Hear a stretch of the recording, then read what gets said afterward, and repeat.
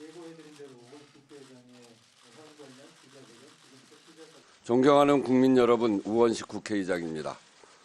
불법 비상계엄은 꿈도 못 꾸는 개헌으로 개헌의 문을 열자고 제안합니다. 국민투표법 개정으로 개헌의 절차적 걸림돌이 해소됐습니다. 개헌의 문을 여는 지방선거 동시투표를 제안합니다.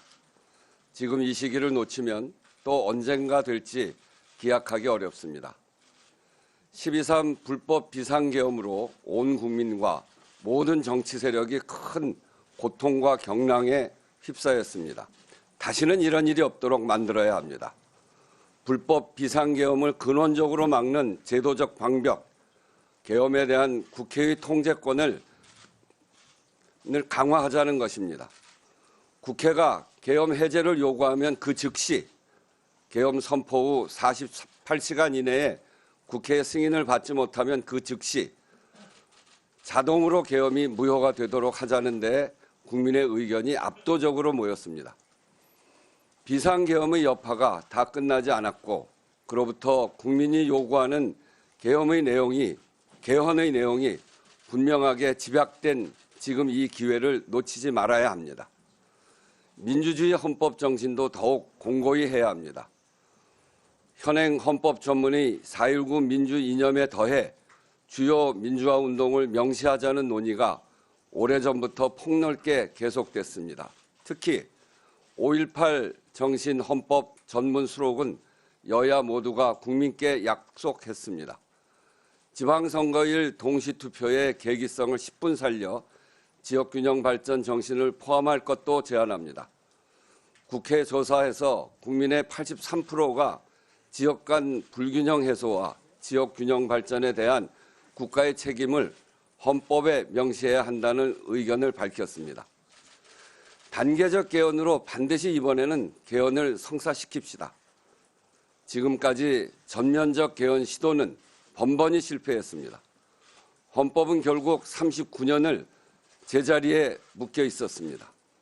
한꺼번에 하려다 아무것도 하지 못하는 세월을 반복하지 말고 할 수 있는 만큼 합의되는 만큼만 한다는 방향을 분명히 해야 합니다.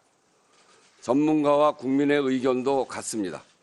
개헌에 찬성하는 사람들 대다수가 단계적으로 부분 개헌을 해야 한다는 판단에 동의했습니다.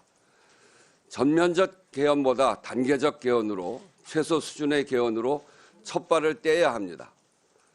개헌 우선순위는 국회 개헌특위에서 정리하되 현 시점에서 여야가 이견 없이 합의할 수 있고 국민적 공감대가 높게 형성된 사안을 우선 검토할 수 있을 것입니다. 사회적 합의 수준을 중심으로 논의를 집약할 필요가 있습니다. 39년 만의 개헌인데 더 많은 의제를 두루 논의하자는 의견도 있겠으나 이번에는 할 수 있는 것만 하고 권력구조 문제, 기본권, 연성헌법 등은 충분히 검토하여 이후에 논의하는 것이 바람직합니다. 이 기회에 분명히 밝혀두면 국회의장은 내각제는 일관되게 반대해 왔습니다. 국회 제 정당에 거듭 제안하고 요청합니다. 지방선거일에 개헌 국민투표를 동시 시행하려면 4월 7일까지는 개헌안이 발의되어야 합니다. 3월 17일까지는 국회 개헌특위를 구성해 주십시오. 효력 상실 상태로 법적 장애물이었던 국민투표법과 달리 국회 개헌특위 구성은 정치적 결단의 문제입니다. 관건은 개헌에 대한 여야 정당의 의지, 국가적 과제와 국민의 요구에 대한 국회의 책무성입니다. 12.3의 상처를 겪고도 아무것도 바꾸지 못한다면 그것은 정치의 책임 방기입니다. 단 한 조항, 한 줄이라도 개헌이 되어야 앞으로도 시대에 맞게 헌법을 정비해 가며 국민의 삶, 나라의 미래를 더 나아지게 만들 수 있습니다. 여야 정당의 책임 있는 응답을 촉구합니다. 하여튼 저는 이번 기회를 통해서 불법 비상계엄은 더 이상 꿈도 못 꾸게 해야 된다. 우리나라에 비상계엄이 11번 있었습니다.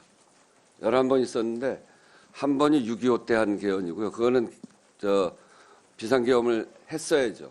근데 나머지 10번의 계엄은 다 민주주의를 탄압하고 권력을 강화하고 독재를 강화하는 그러려고 했던 개헌들이거든요. 이런 것이 다시는 없어야 되기 때문에 요번 이 기회에 이것만큼은 바로 잡자. 그래서 제목을 처음에 불법 비상계엄을 꿈도 못 꾸는 개헌을 하자 이렇게 제안을 한 겁니다. 그 점을 강조해서 해주시면 감사하겠습니다. 고맙습니다.